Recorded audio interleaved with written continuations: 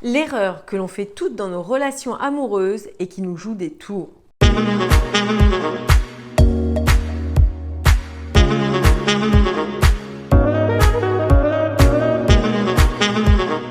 Bonjour mesdames, j'espère que vous allez bien, que vous avez la forme et que vous avez toujours envie de vous démarquer, de faire en sorte que ça fonctionne pour vous, d'être des femmes optimales qui réussissez à prendre cette belle part du gâteau de la vie. Ici Samantha Pampiglia, votre experte en relations amoureuses, mais aussi en développement personnel au féminin.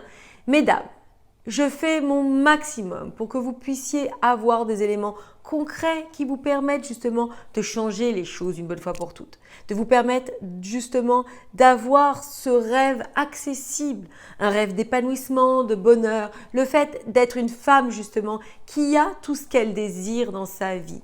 N'hésitez pas à cliquer dans les liens de la description où vous y trouverez des éléments inspirants, de la motivation, mais aussi pour aller plus en profondeur dans mes enseignements. Ma mission, c'est de vous emmener du point où vous en êtes au point où vous aimeriez aller.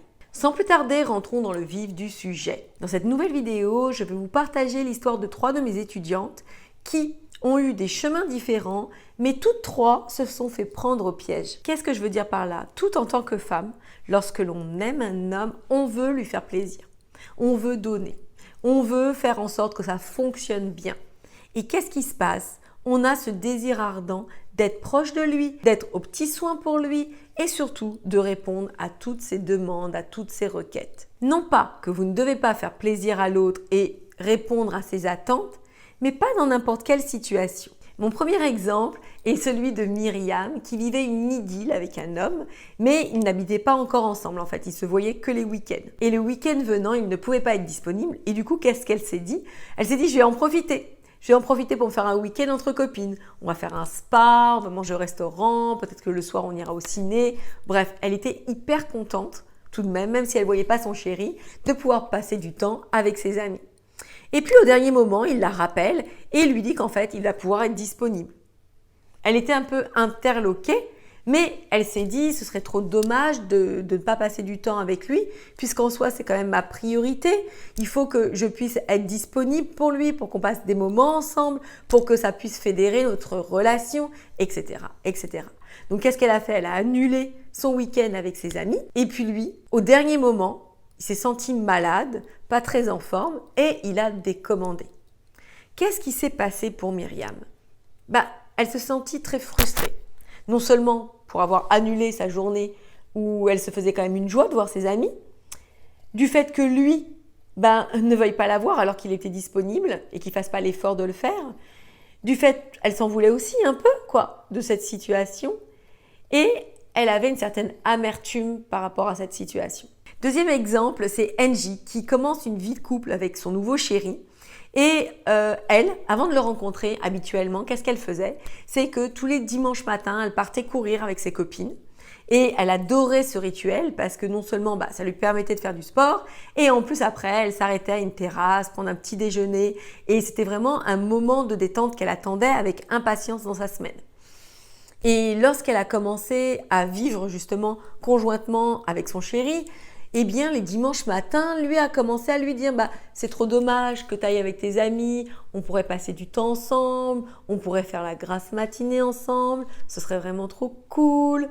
Et forcément, elle a eu des remords, des scrupules. Qu'est-ce qu'elle s'est dit? Elle s'est dit finalement, il vaut mieux qu'on passe du temps ensemble. J'entame ma vie de couple, il faut que je lui donne la priorité. Et donc, elle a annulé ses rendez-vous sportifs et pour passer du temps avec lui. Mais qu'est-ce qui s'est passé? Au fil du temps, lui, étant un lève-tard, il a de plus en plus prolongé la grasse matinée, mais tout seul. Et elle était réveillée et du coup, elle gâchait un peu ses dimanches. Elle ne pouvait rien faire de ses dimanches. Alors qu'elle aurait pu tout simplement profiter de faire du sport. Et puis, lui, dans ces cas-là, elle le retrouvait plus tard. Troisième exemple, c'est celui d'Anne-Sophie qui, elle, vivait une idylle avec son compagnon. Et elle n'avait jamais rencontré un homme aussi amoureux, aussi protecteur, qui était vraiment enclin à être à ses petits soins. Mais petit à petit, cet engouement, ce désir d'être auprès d'elle s'est transformé.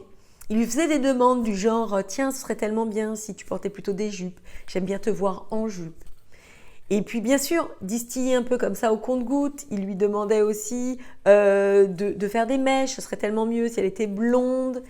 Et puis, il lui a parlé aussi de chirurgie esthétique, etc., etc., etc. Malheureusement, cette histoire s'est mal terminée parce qu'au fil du temps, il s'est désintéressé d'elle. Et tout ça pour lui dire qu'il retrouvait plus l'engouement du début, il vibrait plus véritablement pour elle. Elle qui avait fait tous ses efforts pour lui et qui en soi avait un peu rogné sur sa personnalité du départ. Qu'est-ce que je veux vous dire par ces 3 exemples? Mesdames, il ne faut pas toujours suivre les requêtes et les demandes des hommes. Bien évidemment, il faut avoir cette clairvoyance de pouvoir faire plaisir à l'autre, mais pas dans le sens où on l'entend. Déjà, premièrement, l'être humain ne sait pas forcément diagnostiquer ses besoins. Et nous, en tant que femmes, nous devons avoir l'aptitude en amont, les connaissances en amont pour savoir jauger si ce que l'autre nous demande, c'est OK ou pas.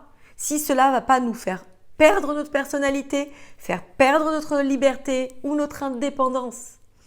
Et puis, surtout comprendre que parfois, l'autre recherche aussi de la résistance. Il recherche aussi que vous affirmiez votre personnalité.